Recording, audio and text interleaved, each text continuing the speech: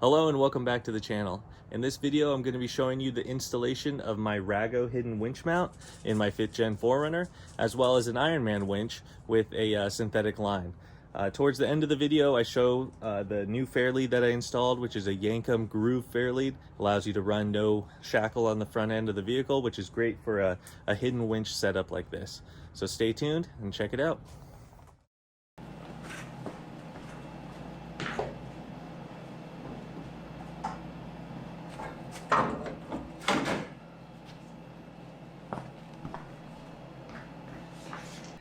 This is obviously the OEM crash bar, and then this is the replacement that bolts on in its place. Right away I'm noticing one thing. The OEM crash bar had 3 bolts on one side and 1 on the inside. The aftermarket one has 2 and then 1, so 1 less bolt. That being said, the aftermarket one does have mounting bolts down here, so those will get mounted to the lower radiator area of the frame and probably compensate for the missing bit. Very well done, and I got it powder coated in black just for longevity and rust prevention. Probably one of the #1 reasons I actually went with the Rago one over others is the integrated recovery points. So this adds some really solid beefy recovery points to the front of the vehicle. I originally wanted some that kind of came out the side next to the Fairlead here, but they just really don't make those. I saw one company was making them for a while, but they seem to have stopped for the 5th gen 4Runner, and so most of the hidden winch mounts have no recovery points at all, but the Rago does. So that is why I went with the Rago, and it took about 4 or 5 weeks to show up, pretty quick relatively, and yeah, let's get this thing installed. Yeah, let's go to the car. Mama's gotta get her stuff. Now the entire hidden winch mount is installed. It looks great. So it looks pretty dang good. Definitely very sturdy. I like the triangulation here for the mounts for this recovery, and of course for the forces that are going to be on the winch plate. And yeah, it looks nice and stout. I think I'm going to get started installing the winch. What I have here is a 9,500 pound Ironman 4x4. I think they call it the monster winch, which is a little silly, but you know, whatever. I got it with synthetic line, and it's got a wireless remote. So I'm going to go ahead and get started installing that, and we'll see how it looks.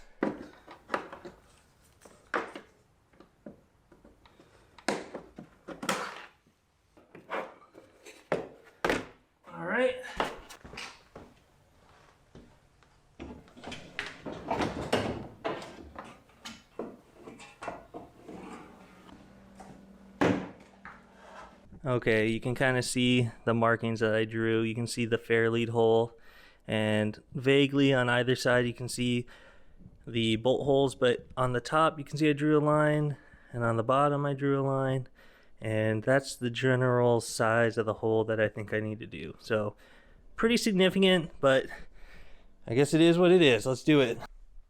Okay, I've got the hole cut. It looks pretty good, you know, decently clean. Bumper's obviously dirty. I cut it with the Dremel, and now I'm going to test fit it. No, I'm going to have to take a little bit more out, actually. Okay, now I've got the hole cut out, and it allows the bumper to fit perfectly. Pretty good size hole, but what it does allow is the fairing to come all the way out and make contact with the valance that goes over it. So none of this will be visible, but it can definitely be nerve-wracking if you're hesitant to cut into your vehicle. So anyway, let's continue. So the next step I got to do, I got to put the valance back on, reach up and draw out the holes so I know how to cut it for my Fairlead.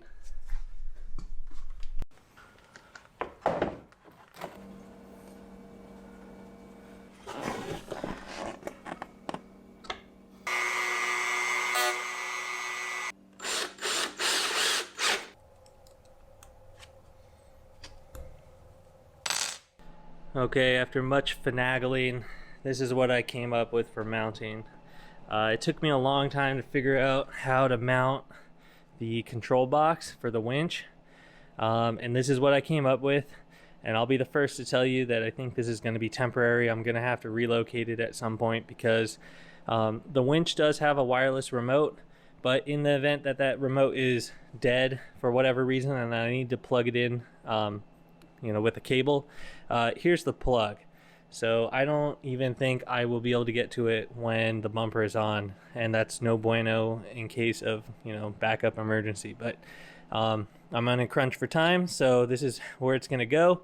And then ultimately I think I'll get some new wires and I'll relocate it, probably put it up in the engine bay in some of these areas that have a little bit more space, and it'll just be tucked away. But for now, that's where it's going to live. It's out of the way, and I still have all of my radiator space there. So I think at this point I can put the front bumper on. So let's go ahead and do that.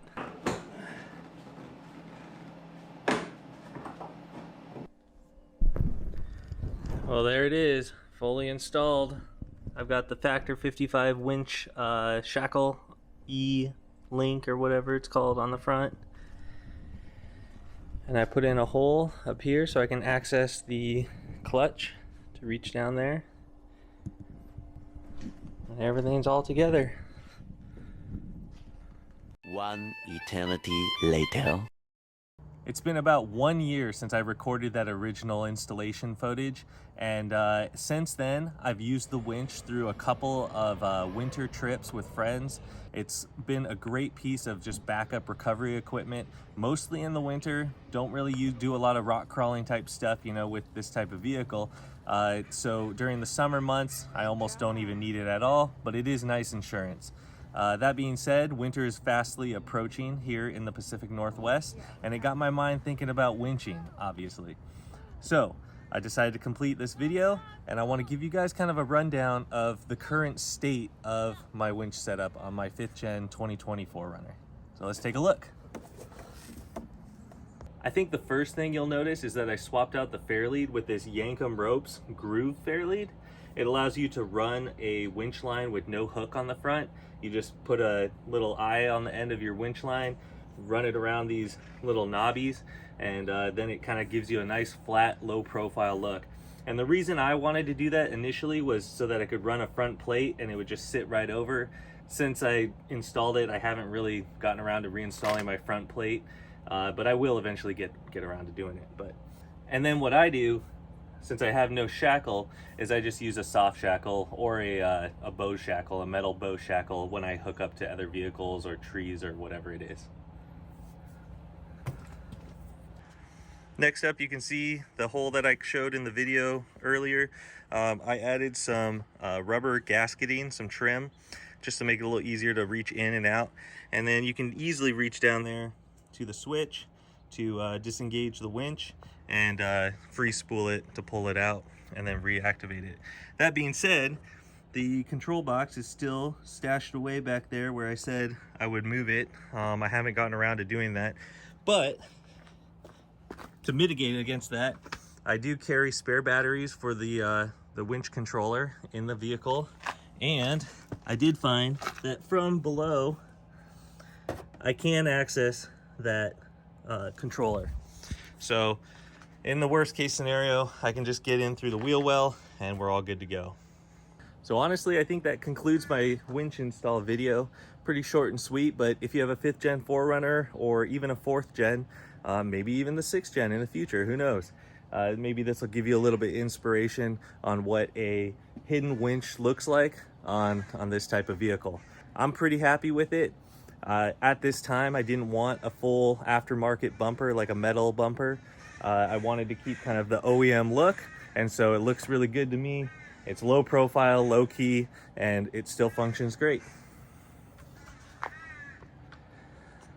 All right, you guys, I think that about wraps it up for this winch install video. If you have any questions, definitely leave a comment below. More than happy to try and answer them. And at this point, I'm getting super stoked for the winter season, so definitely stay tuned for some fun snow camping videos. And if you haven't seen them, definitely check out the ones that I've posted in the past because they're pretty fun. All right, catch you guys in the next one. See ya.